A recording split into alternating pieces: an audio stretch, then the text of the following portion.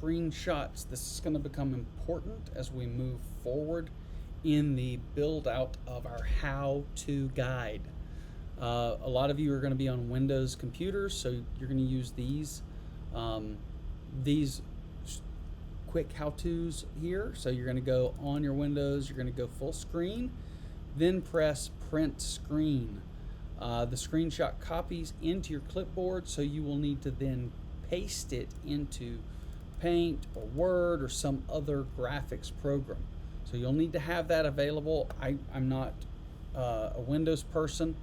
If you want to get only the active window, so for example, this right here, the browser, you're going to hold the Alt down while you press print screen. And to snip and sketch on that on Windows 10 and 11, you press the Windows Shift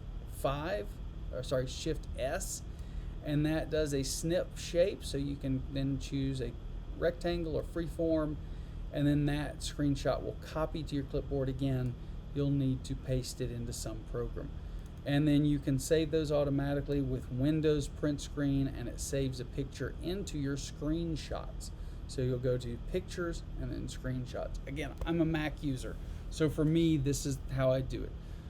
To do full screen, you would do Command, that's the little squiggly thing right here, the Shift, and then 3. I normally don't use that. I tend to use this one, which is a selected area, Command Shift 4, and then that looks like this right here.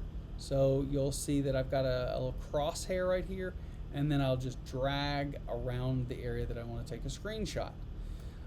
If you want to take only a picture of the window, let me decrease the size of this window right here so that you can see. If I do Command Shift 4 and then I hit the space bar, let's do this right here, 4, and hit space bar, it selects the whole thing and it gives it this kind of bluish cast.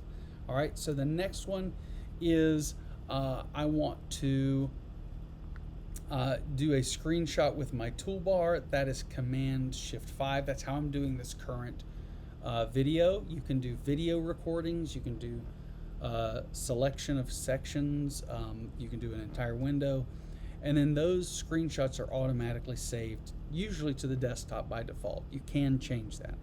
Anybody who's using Linux, here's the rules for that. Print screen, Alt print screen, Shift print screen. I'm not a Linux user, so I'm highly unfamiliar there. If you're on a Chromebook, if you want to take a picture of the entire screen, click Control Show Windows. To do a partial screenshot, the selected area, Control Shift Show Windows, and then click and drag, kind of like I did there, where you select an area. The active window only, it shows that. Again, Control Alt Show Windows. To screen capture a tool, Chrome OS newer versions allows you to do that by clicking Shift, Control, Show Windows. At the bottom, a toolbar then lets you choose the type of screenshot or recording that you're wanting to do. Touchscreen Chromebooks, you want to press power and volume down, kind of like what is done on Android phones. Where do those screenshots go? By default, they're going to go to your downloads folder. You'll see that thumbnail appear in the bottom right corner. And then after capturing, it'll probably disappear or fade away or slide off to the side at that point. All right. So why is that a big deal? We're going to be taking some screenshots, and I'm going to show you, at least on my system, how I would do that. I'll show you that in the next video.